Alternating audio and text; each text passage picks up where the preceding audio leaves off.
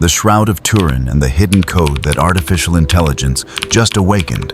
A journey from the laboratory through history to the frontier between science and the unexplainable. A piece of cloth that challenges the entire technological age we have flown to the moon. We have decoded the human genome. We are creating artificial intelligence that can write, draw, compose music, and argue with us.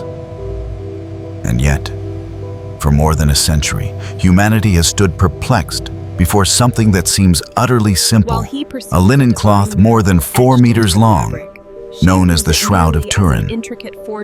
On that cloth is the faint image of a man who endured a brutally violent death, whipped, crowned with thorns, nailed to a cross, his side pierced with a spear.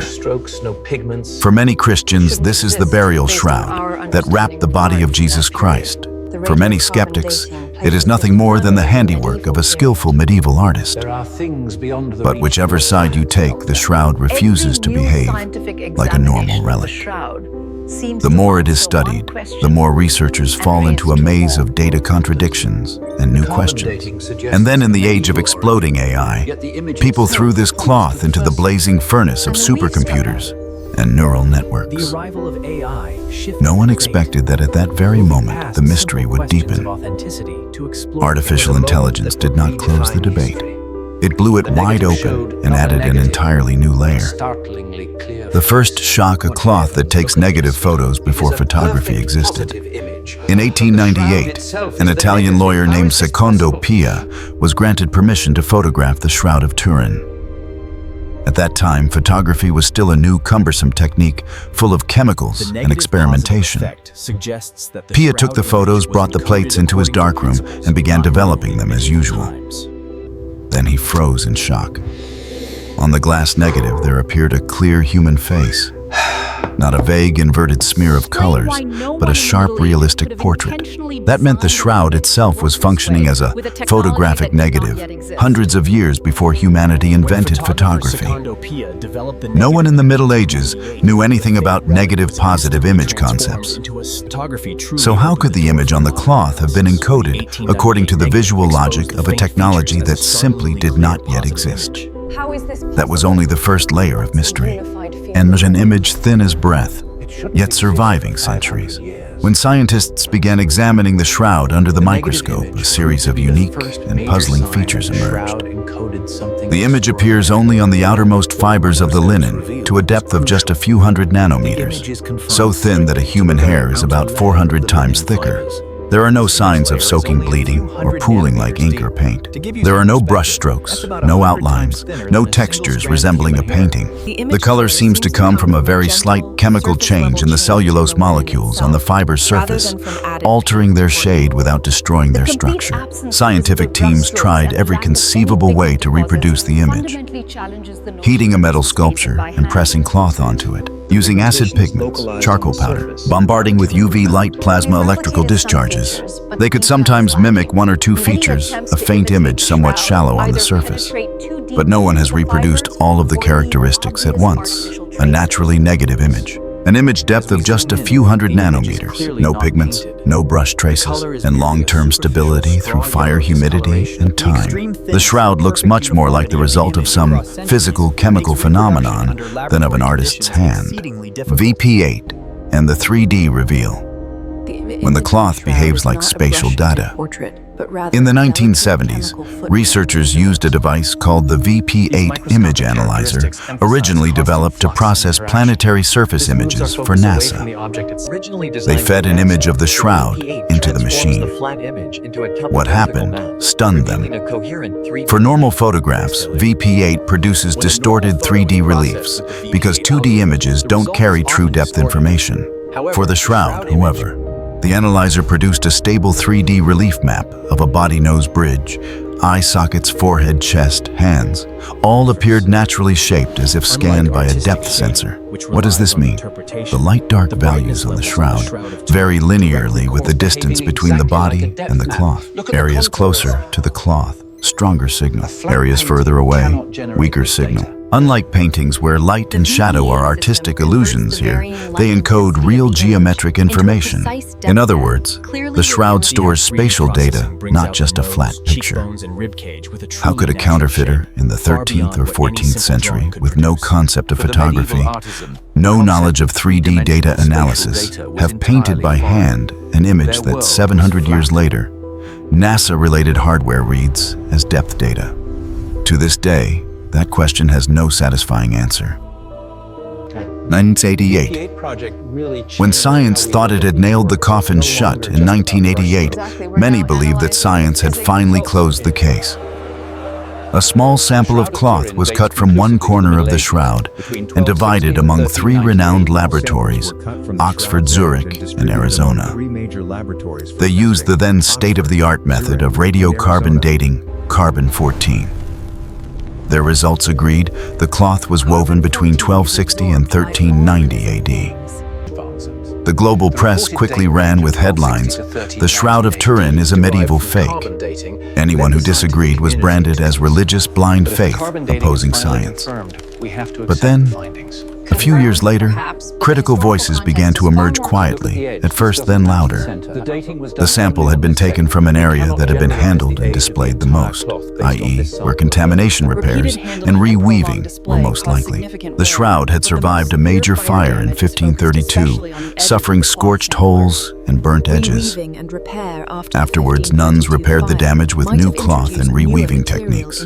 A crucial detail, the carbon-14 sample from 1988 was taken right next to an area known to have been repaired. Chemist Raymond Rogers, part of a 1978 shroud research project, later obtained fibers from that same region and compared them with fibers from the main body of the cloth. Sample fibers contained plant gum cotton fibers and dye.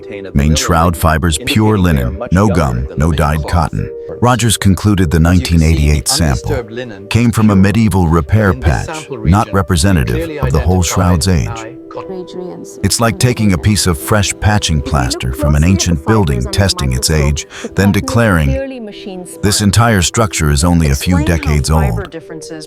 Later, other methods, vibrational spectroscopy, X-ray analysis, cellulose aging studies, produced results compatible with a first-century origin, or roughly within 0 to 400 AD. But because these methods lack the statistical authority and publicity of radiocarbon dating, the controversy continued. AI enters the game, and everything takes a new turn. While scholars kept arguing about the age of the cloth, another research group decided to sidestep that question entirely. They did not cut new fibers. They did not touch carbon-14 again. Instead, they took ultra-high-resolution scans of the shroud, converted them into a massive data matrix, and fed them into deep neural networks, plus principal component analysis (PCA). The task they gave AI was brutally neutral. Don't care who this is or what religion says. Just find mathematical patterns hidden in the shroud's light-dark data. And that's where things got strange. As the face fades, a pure data field appears. With PCA, AI does what it does best: strip out noise, reveal underlying structure, and separate decorative layers from the principal components of the data. Surprisingly, the human figure, the very thing the human eye always focuses on, fades in these principal components. In its place, AI sees a field of light-dark distribution, obeying a highly stable mathematical law, more like a physical equation than a painting, no longer a suffering face. Through AI's lens, the shroud becomes a consistently encoded intensity distance map across the entire surface. In simple terms, the darkness of each pixel systematically corresponds to an imagined distance to some underlying 3D surface. Exactly like a model of cloth draped over a body, then exposed to an internal burst of energy. This is no longer a matter of good or bad painting technique. It is the behavior of measured data. Bait, a geometric symphony hidden in the Flax AI, didn't stop there.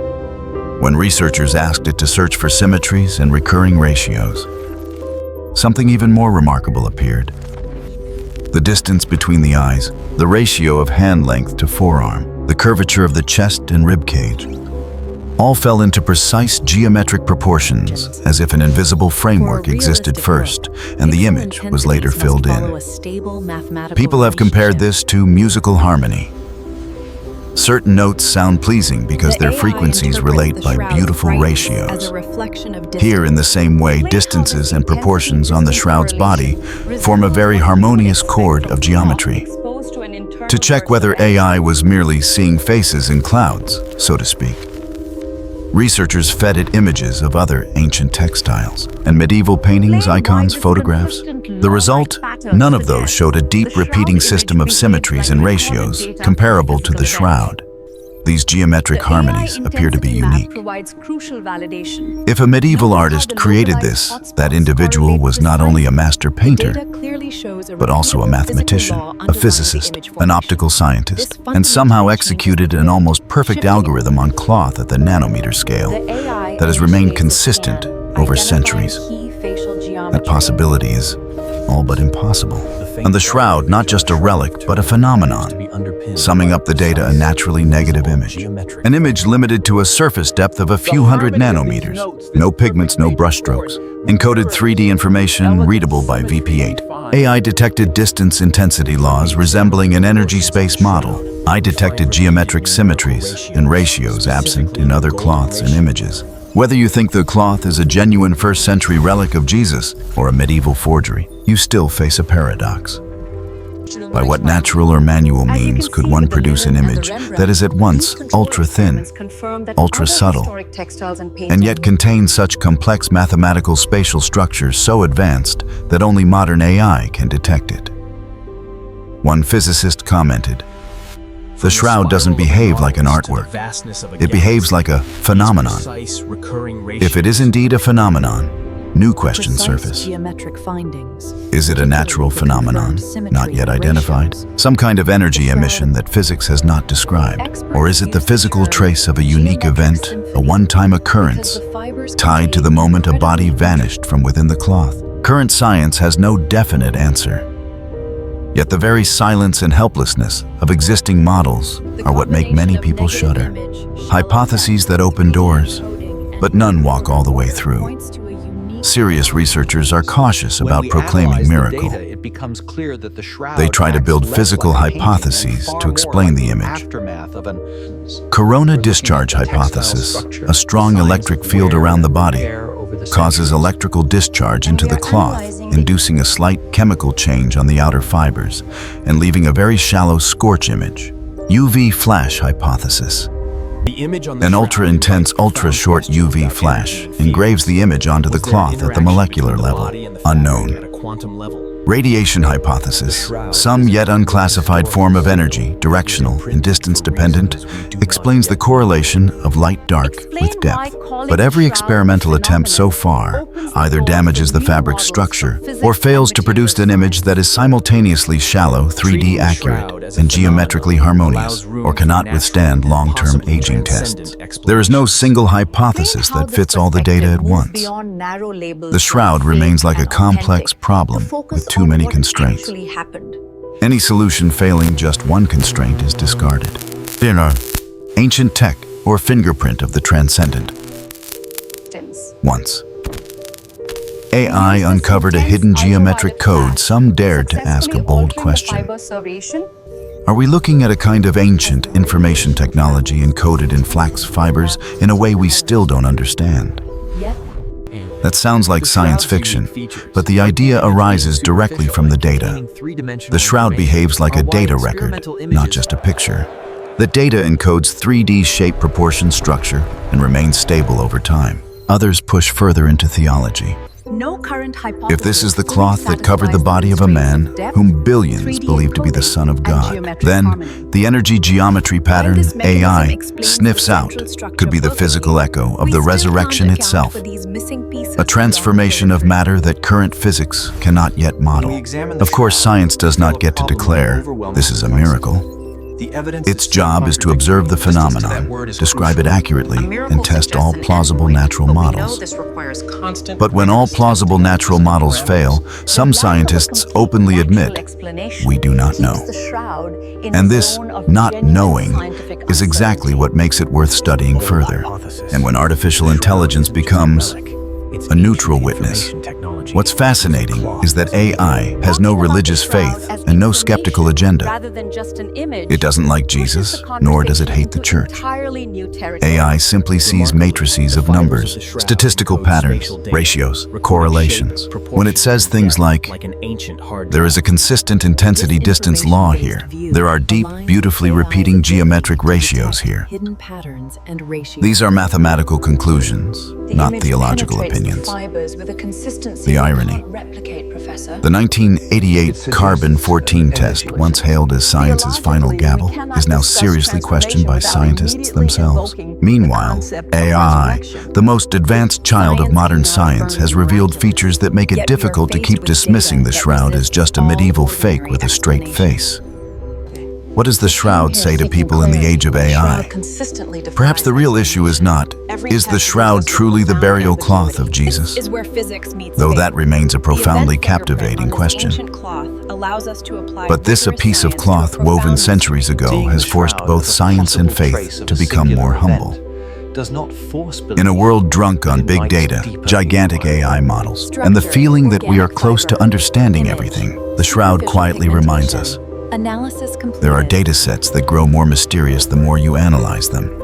There are phenomena that science can describe very well, yet still struggle to fully explain.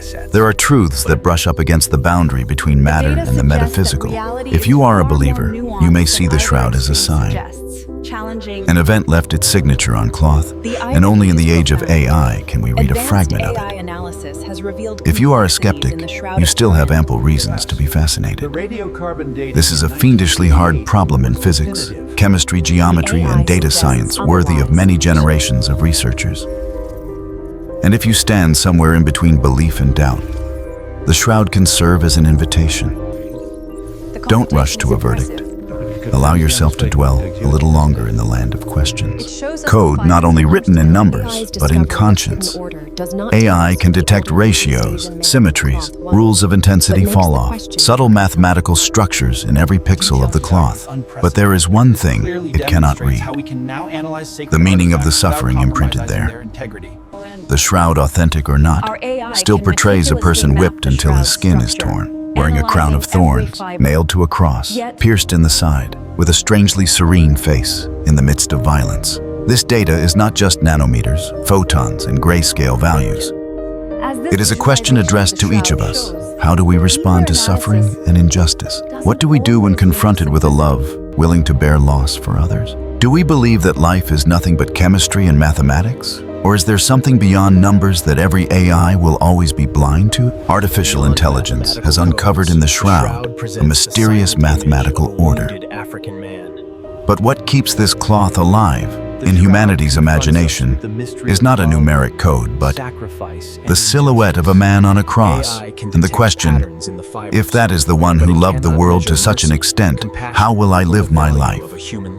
Perhaps the deepest code of the Shroud is not woven into flax fibers, but written in how each of us chooses to answer that question for ourselves. It is in this moment of contemplation that we are invited to decide what kind of life we